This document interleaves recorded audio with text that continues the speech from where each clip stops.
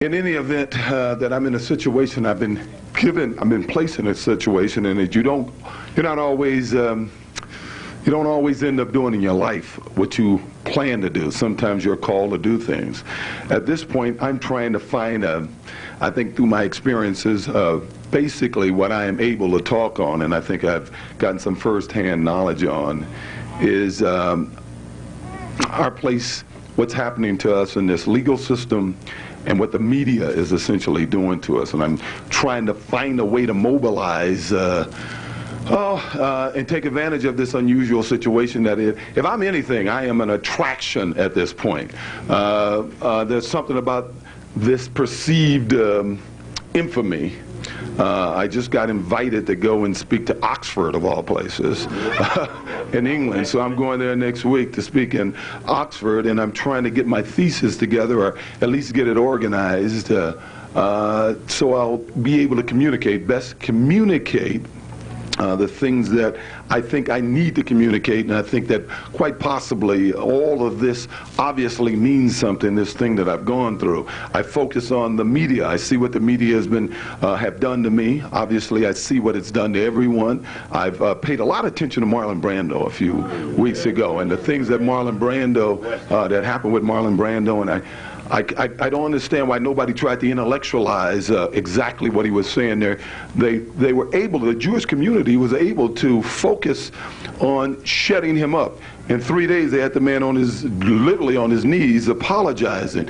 Yet at the same time, we had some individuals, one a black man, who was able to make, to me, what was even more damaging remarks, racial remarks, when they talked about the jury in my case, that the minute that they saw this group of people, they knew they couldn't get a verdict.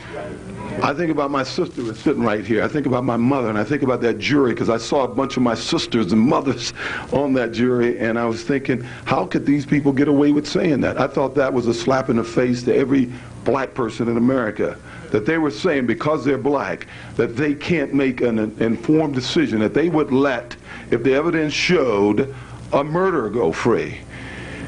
And I wondered why in the community I didn't hear, hey man, we want an apology. Right. And I realized that's because, well, in some areas we were getting that, and I realized that, I don't know, some way we haven't been able to mobilize like the Jewish community has mobilized. I see a commercial, you see it, a movie started today called The Great White Hype. Yeah. And there's a line that he says that when I was in the theater and I saw it, and he was saying that, you know, black unity was like jumbo shrimp, you know, and and that has stuck with me. And I say it's supposed to be funny, but it isn't funny. It's just not something that we should be laughing at. And so what I'm trying to do, and I'm spending some time with my brothers over here, Minister Tony.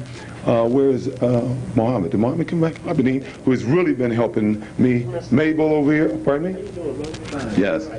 Yeah, who I've been meeting with, trying to find a way to mobilize this, try to find a way, there's a thing I call in the legal system. When I was down in county jail, sometimes your eyes are open. I think what I've done is something that, what my life has done, I should say, is something that's happened with a lot of black men in America. I grew up in the projects.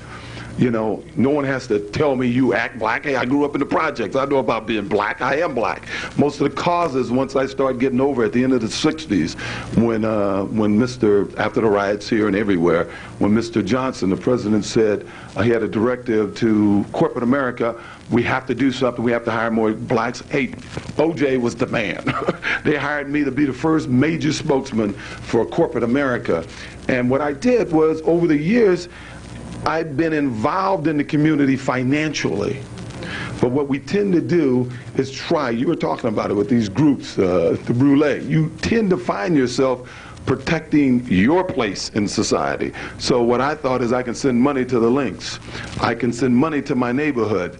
And you know, I was involved, but you tend to think that you're immune to some things. You know what's happening out there is still happening, but you're hoping it change, and you're really fooling yourself, saying that everything's changed. Until I got down there to CJ, with the, county jail, which I now call CGPJ, County Colored People Jail, because there's all blacks and browns that I saw down there. And one of the things that I want to focus on is what I like to call selective prosecution. That we have a situation here where I notice that the statistics of who commit crimes in this country is pretty indicative to what our population is. But who they decide to prosecute, it's totally out of whack, because they're prosecuting us and the Hispanics. They're not prosecuting the whites.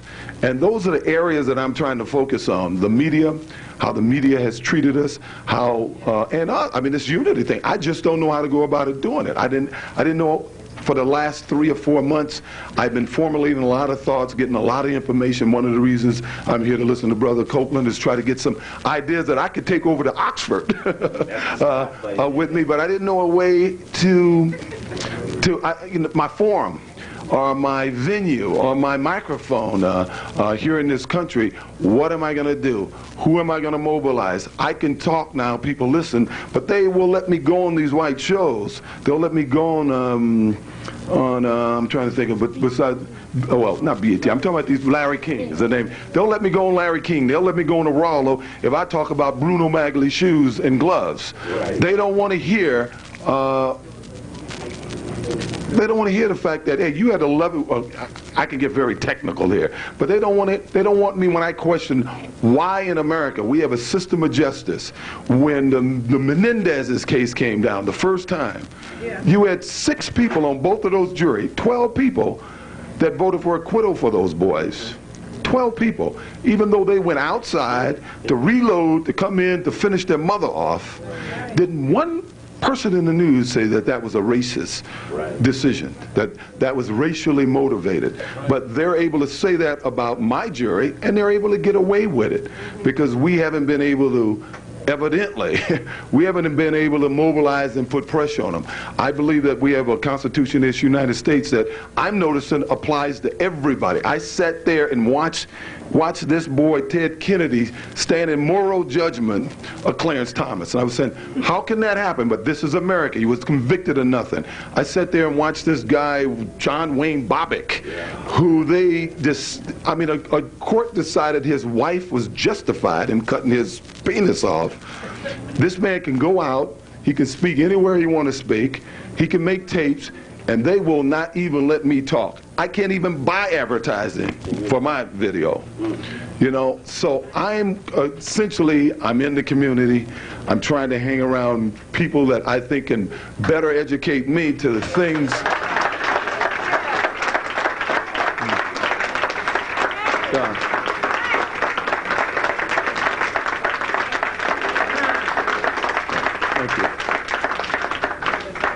I think I have a unique opportunity here, and I'd like to be able to take advantage of it, and I'd like to not possibly once again let you down.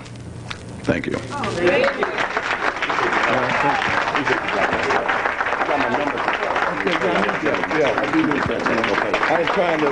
I'm trying to formulate a lot of things. Yeah, we got the information.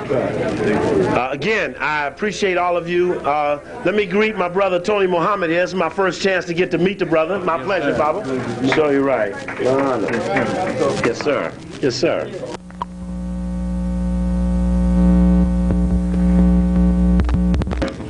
Has grown a lot since I first came to L.A. When I first came, they were arguing over paying Jamal about doing his videos. He's been fighting for what's his for a long time, and I really appreciate him having stuck with keeping the community forum together and to make the Talking Drum. And again, I appreciate the Good Life for hosting the Talking Drum, but also for the fact that Jamal, as I've got to talk with him, we did the radio earlier this morning, we were together late last night and sat together for breakfast this morning, is that he's taken a lot of attack. And as a brother, you can accept a lot of attack, and many times you can say, you know, you don't feel it.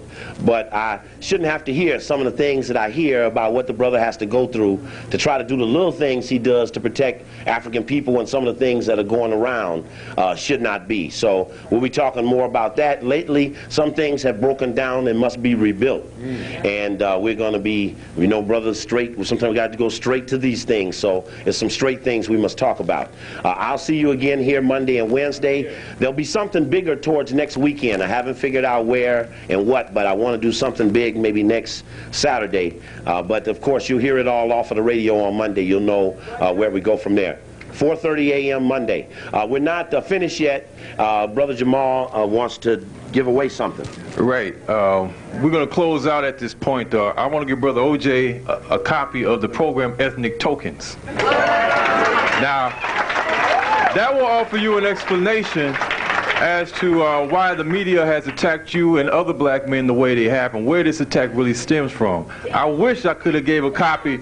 I wish I could have gave Marlon Brando a copy after he said that about Larry King, because there's some goodies in there that if he had that, he would never even had them in his house to apologize to, let alone they wanted to track him down to the Museum of Tolerance and have him apologize there on international television. I'm glad he didn't do that. Yep. But there's some very interesting things in there. I suggest you may want to watch it alone. At first, it could scare the friends around you. It is very hot. But this government has a plan for us, and they use the media to steer us into acceptable outlet areas. Entertainment, athletics, peaceful black folks with just a family. That's the kind of black folks they want. And they just steer us in those areas, and this comes from a government-sponsored program. We've gained access to the documents through the Freedom of Information Act. It's in the tape that you'll be seeing, and we may have a few copies in the back for anyone else that has never seen the program. We'll be doing a version of that here on the 31st, and I think I'll be at Crescent Bookstore sometime this month, and we'll be doing the full presentation there. It's called Ethnic Tokens, Death of the African World Image. With that, brothers and sisters, we've been here way over time, and I know that Sister Aoife is going to probably say, well, next Friday, I don't know. But I want to implore all of you to come back, support The Good Life on days when we don't have these programs. Brother Coakley has tapes that will offer you a more